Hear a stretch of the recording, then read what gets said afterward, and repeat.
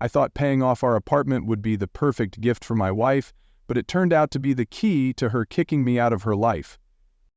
New York in early fall always has something special about it. The streets are shaded with golden trees, and cool breezes weave through the towering buildings. Ethan Miller stood in their 20th floor apartment, gazing down at the bustling crowds, his heart swelling with a sense of accomplishment. At 34, Ethan wasn't the type to flaunt his success. He worked hard at a tech company, lived with his wife Lena, whom he'd loved for nearly a decade, and their golden retriever, Max. A few days earlier, Ethan had been promoted to project manager with a dream salary. His first thought wasn't about buying a new car or planning a lavish vacation. Instead, he wanted to finish what he and Lena had been working toward for 6 years, paying off their apartment's mortgage. Only $42,000, 0 cents remained, a sum he could easily clear with his recent bonus. Ethan decided to keep it a secret to surprise Lena. He booked dinner at their favorite Italian restaurant and prepared an envelope with the payment confirmation. When Lena arrived, wearing a simple yet elegant black dress, Ethan felt like the luckiest man alive. "Something special going on?" Lena asked, her eyes sparkling in the candlelight. Ethan smiled and slid the envelope toward her. "I want you to open this before we eat." Curious, Lena opened it. As she read the contents, her lips parted in surprise.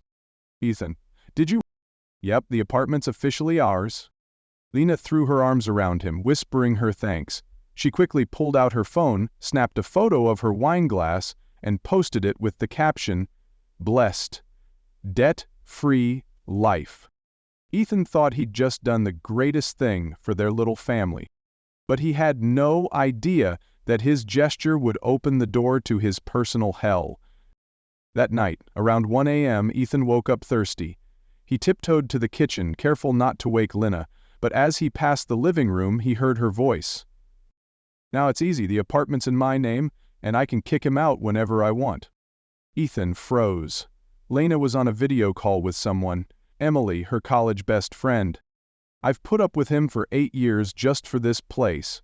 Now it's done. I'll take everything and get out of here."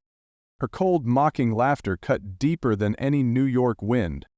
Ethan felt as if the air had been sucked from his lungs. He backed away, his heart pounding, his body trembling with shock. He couldn't recall how he made it back to bed. All he knew was that he lay motionless all night, staring at the ceiling, while Lena slept soundly beside him, as if she hadn't just plotted his betrayal. Max nuzzled against his feet, sensing his master's unease. The next morning, Ethan got up earlier than usual. He sipped his coffee, watching Lena move around the kitchen with an unusually cheerful demeanor. "What if we repaint the living room? Now that we own the place, we should freshen it up, right?" she asked, her tone light. Ethan nodded, swallowing the rage burning inside him. All day at the office, he couldn't focus. The image of Lena from the night before haunted him like a nightmare. By afternoon, he called Jordan, his longtime friend and colleague. "I need a favor. Can I store some stuff at your place for a while?" Jordan didn't pry. His voice was steady. "Bring it over. If you need a place to crash, my guest room's always open." Ethan gave a bitter smile. He never thought he'd be in this position. He'd never imagined he'd have to sneak around in his own home. But for the week following that fateful night, Ethan became a patient observer. Lena began to reveal her true colors. She dropped the gentle facade, replacing it with subtle jabs, hints about needing space or rethinking their future. Ethan knew that if he confronted her or lost his temper, she'd play the victim. He'd seen it before in past arguments. Lena had a knack for twisting situations, making everyone believe she was the one wronged. So he chose silence and action. In the evenings, when Lena was out with friends or busy with her design work, Ethan began gathering his belongings, his watch collection, camera gear, important documents, valuable electronics. Bit by bit, he moved them to Jordan's place. Max followed him closely, his big eyes seeming to ask, "What game are we playing?" Ethan patted his head and whispered, "Just cleaning up our life, buddy." One Friday evening, Lena broached the subject. "Do you think maybe we'd be happier living apart for a while?" Ethan looked up from his newspaper, his gaze calm. If that's what you want. Lena seemed caught off guard by his composure. She'd expected him to beg, plead, or at least get angry, but he was as casual as if they were discussing the weather. In the days that followed, Lena started looking for a new apartment, calling lawyers, even asking Ethan about dividing their assets. She had no idea that everything of value was already gone from the apartment. Ethan had drained his personal account, leaving only the bare minimum in their joint one. He had also consulted his own lawyer, preparing all the necessary paperwork to protect his interests.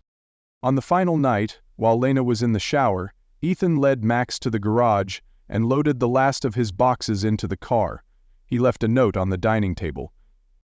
"You wanted freedom and this apartment. Now you have both. Enjoy it." He drove away from the building without looking back. The next morning, as Ethan sipped coffee with Jordan, his phone buzzed incessantly. Lena called, texted, and left a barrage of furious messages. "What do you mean you took everything? Who do you think you are? Come back right now, or I'll sue you." Ethan smirked. He knew Lena had no leverage. Everything he'd taken was either in his name or considered premarital property. A few days later, Lena pulled out all the stops. She called his mother, sobbing about how Ethan had abandoned her without reason. But Ethan was ready. He called his mom, explaining just enough to make things clear without causing her too much pain. "I'm okay, Mom, I just saw Lena's true colors," he said, his voice steady. His mother sighed and didn't press further. A month later, Lena was forced to list the apartment for sale. Without a stable income, she couldn't afford the management fees, maintenance, or New York's steep property taxes. Ethan, meanwhile, rented a smaller place in Brooklyn, living with Max and occasionally hanging out with Jordan. He picked up old hobbies, playing guitar and photography. His life wasn't luxurious, but it was lighter and freer than ever. Lena dragged out the divorce proceedings, making unreasonable demands, but the law wasn't on her side. Eventually, she backed down, bitter and defeated. Once, Ethan ran into Emily on the street. She hurried past, her eyes a mix of pity and shame. Ethan just smiled, as if they'd never met. 3 years later, while walking Max through the park, Ethan got a text from an unknown number. "I'm sorry, can we talk?" It was Lena. He stared at the screen for a long moment before slipping the phone back into his pocket. He turned to Max and said softly, "Let's go, buddy. We've got better things ahead." Max wagged his tail, bounding down the path covered in golden leaves. Ethan realized that sometimes the sweetest revenge is living well and never looking back.